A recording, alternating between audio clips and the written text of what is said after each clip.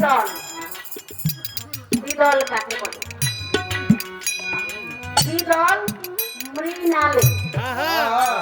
বাপরে বাপ, এই মৃণালটা খুঁজতে খুঁজতে আমার কয়েক মাস সময়। এই মৃণাল আমি বহুত জায়গায় খুঁজছি, মৃণালটা কি, মৃণালটা কি। পরে আমি পেয়েছি সাধুজনের কাছে। মৃণাল হলো উপরে একটা শীষ বের হয়, লাল বর্ণ, তার শীষের মাথায় কিছু কুচি কুচি থাকে, এটাকে বলা হয় মৃণাল। আর মৃণালটা কোথায়? এই দ্বিদল। দ্বিদলটা হলো দুই ভুঁড়ুর মাঝখানে যে অংশটা, যেটার নাম বলা হয় সহস্রার। সহস্রার আর দ্বিদল, এই দ্বিদল ভেদ করিয়া এইটা হলো মোকাম অরাউল করা, এটার নাম হলো লৌহে মাহফুজ। এখানে এই দ্বিদলে যখন পৌঁছায়া যাইতে পারবে মানুষ, তখন তার আর দুনিয়াদারির সাথে কোনো সম্পর্ক থাকবে না। এটাই হলো আল্লাহ এবং বান্দার বন্ধুত্বের।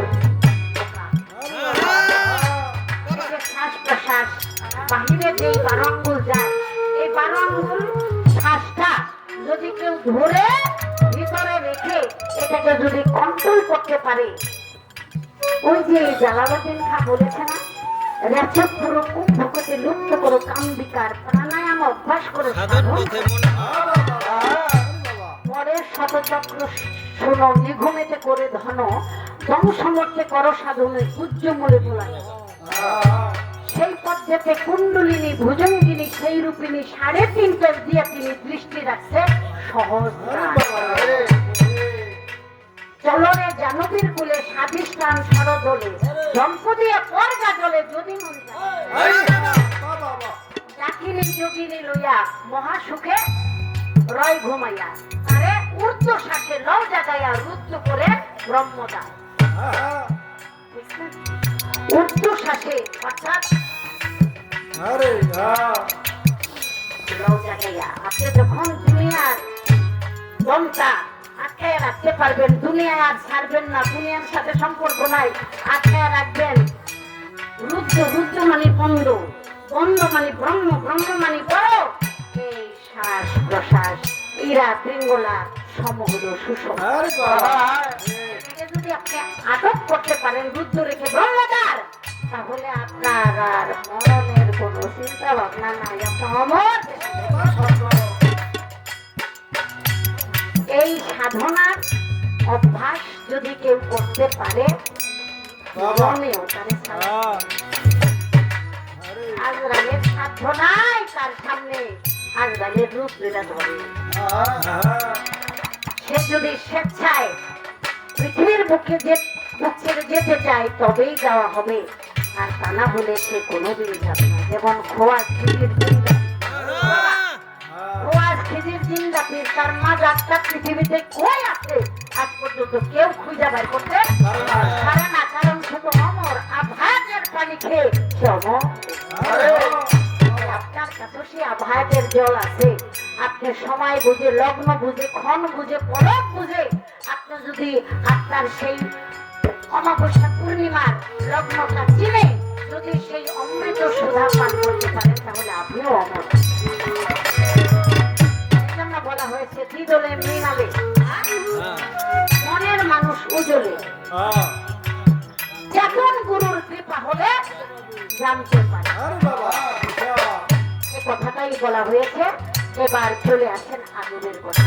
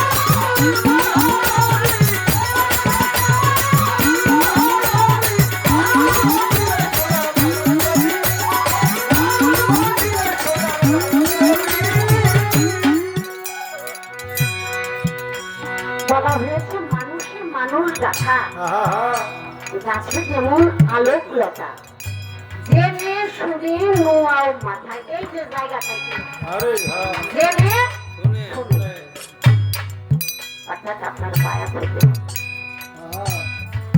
ফেরেশতারা যেমন আল্লাহর না দেখা বহুত চেষ্টা করছে, না দেখা চেষ্টা আল্লাহ খুশি হয় নাই।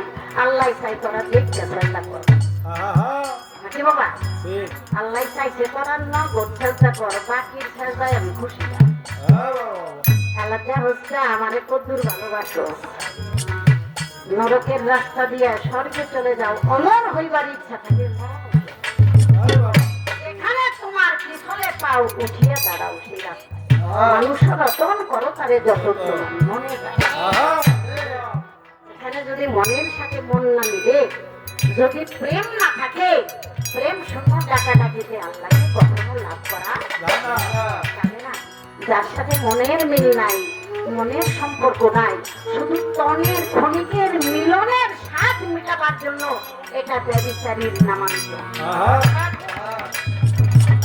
প্রেম শূন্য কখনো আল্লাহ খুশি না। তাই বলা হয়েছে আপনি একজন কামেল মুর্শিদ। ওই যে আদমকে যেমন সাজদা করেছিল ফেরেশতারা, আদমকে সম্মুখে রেখে আদমের পায়ে সাজদা করেছিল, আল্লাহ তাতে সন্তুষ্ট। আল্লাহকে না দেখিয়া মুকরমাবে লাখ লাখ বছর সাজদা করছে, তাতে আল্লাহ তাআলা খুশি হয় নাই। আল্লাহ সেই ডাকে সেই সাজদায় খুশি হয় নাই। আল্লাহ বলেছে আমার আদমকে তোমরা, সেটা মকরম আবিদ অস্বীকার করেছে। তাহলে মকরম আবিদ সব জায়গায় সাজদা করেছে, কি পরিমাণ বাকি নাই সাজদা করে নাই শুধু আদমের, এই জায়গাটাই তার বাকি। আর কোন মানুষ আপনার মস্তিষ্কের চরিত্রের ভিতরে, কালবের ভিতরে যে শয়তানি অসুয়া, ইবলিশি অসুয়া, যার মধ্যে মুরুব্বি জ্ঞান নাই, যার মধ্যে আদব নাই, যার মধ্যে সম্মান সুযোগ সবার সাথে আচরণ, সে সম্মান করতেই জানে না, অর্থাৎ তার ভিতরে বুঝতে হবে শয়তানের আত্মা।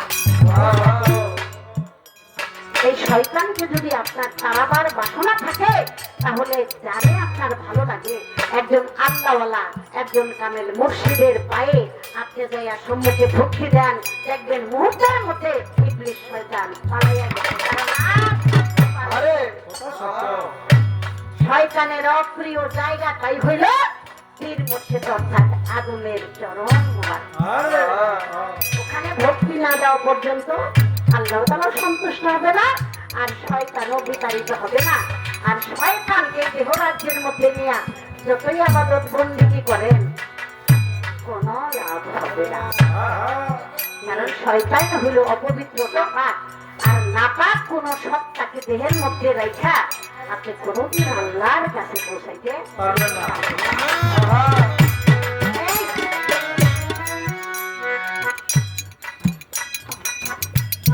মোমের বাতি আমরা দেখি না, মোমের বাতি দরবারে যাই, দেখি না বাবা?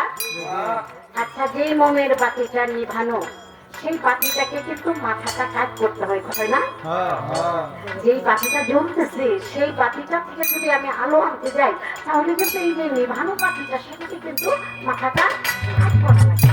যখন যে কাজ করবে, তখনই ওই আলো থেকে এখানে আলো চলে আসবে, আলোকিত। এটা কিন্তু দুনিয়ার একটা উপমা দৃষ্টান্ত।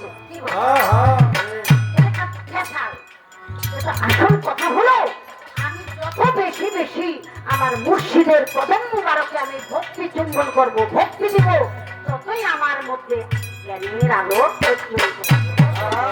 শুনেন, এই শরীয়ত সরকার শাস্ত্রে, তত্ত্বে তথ্যে অন্য বাউলের চেয়ে যে বেশি জানে তা কিন্তু না। এমন বাউল আছে তথ্য শাস্ত্র তথ্য দিয়া শরীয়ত সরকারে কিনে লয়ে যেতে পারবো, যদি বিক্রি হয়। কিন্তু তার গুণ কোনটুক আছে জানেন? গুণ আছে শুধু ওই যে ভক্তিটা। এই ভক্তির জন্য আজকে সারা বিশ্বে তাকে এত ভালোবাসে এবং সম্মান সম্মান দিয়া সেই সম্মানের প্রাপ্ত হতে পারে। দুনিয়াদারি এক সময় বলতাম ব্রাহ্মণবাড়িয়া কুমিল্লা এরা হলো সুরের দেশ। আগে কইতাম ওটা হইলো উস্তাদ দেশ, সুরের দেশ। এখন কি করে সুরের বিচার নাই, এখন হইলো কথা। যদি সুরের দেশই থাকতো তাহলে এই দেশের শরীয়ত সরকার আইতো। এখন আর মানুষ সুরের মধ্যে নাই, এখন মানুষ চায় কথা। এই কথার মধ্যে কিছু আছে, আর সেই আছের মধ্যেই মানুষ বাঁচে। তাই আমি কথাটা বলার চেষ্টা করলাম। এখন পর্যন্ত যারা কামেল একজন মুর্শিদের কাছে যান নাই, হাতে হাত দেন নাই, আমি মনে করি এখন পর্যন্ত আপনি সঠিক রাস্তায় পৌঁছেছেন। আপনার জীবনটাকে আপনি এখন অন্ধকারে আচ্ছাদিত করে রেখেছেন। আপনি যদি আপনার মুক্তি না চান তাহলে আরেকজন কি করে দিবে বাবা? বয়স যখন আপনার 12 বছর হয়েছে সেদিন থেকে তো পাপ পুণ্যের জায়গাটা আপনারই, বাবা মা নাকি বাবা? অর্থাৎ যার যার জ্ঞান আসছে তার তার, আপনার কবরে আপনি যাবেন, বাবার কবরে বাবা। অর্থাৎ যার যার মুক্তির ব্যবস্থা শেষে করেন। আল্লাহ পবিত্র কালামে, পবিত্র কোরআনে, হাদিস শরীফে আহলে বায়াত পাকপাঞ্জাতনের সম্মান গুণগান এবং সেই তরিকাপন্থী এবং সেই ধারাবাহিকতায় তারই আপনার ভালো লাগে, তারই আপনার ভালো লাগে। আমি বলবো না গুরুর হাতে আমি আসছি তার কাছে যান, আমি বলবো না, কারণ জীবন পরিচালনার স্বাধীনতা তার তার এটাই হলো মূল প্রেম। যারে দেখলে আপনার ভালো লাগে, যারে দেখলে আপনার অন্তরাত্মা জাগ্রত হয়, আপনি তার কাছে নির্জন একটু বসে দেখেন আপনার কতটুকু মহব্বত লাগে। স্বর্গীয় আনন্দ যারে দেখলে আপনি পান তার কাছে বেশি। তাই আমার লালন সাহেব এটাই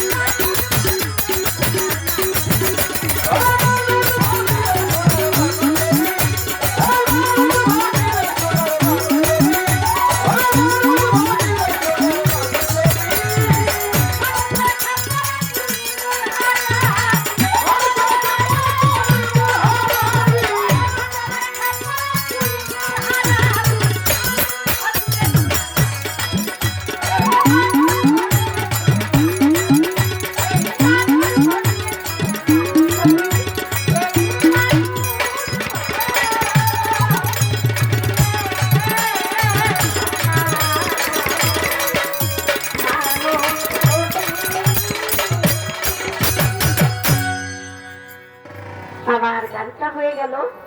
এখন মাটির সম্পর্কে আমার বলতে হবে, মাটির বয়সটা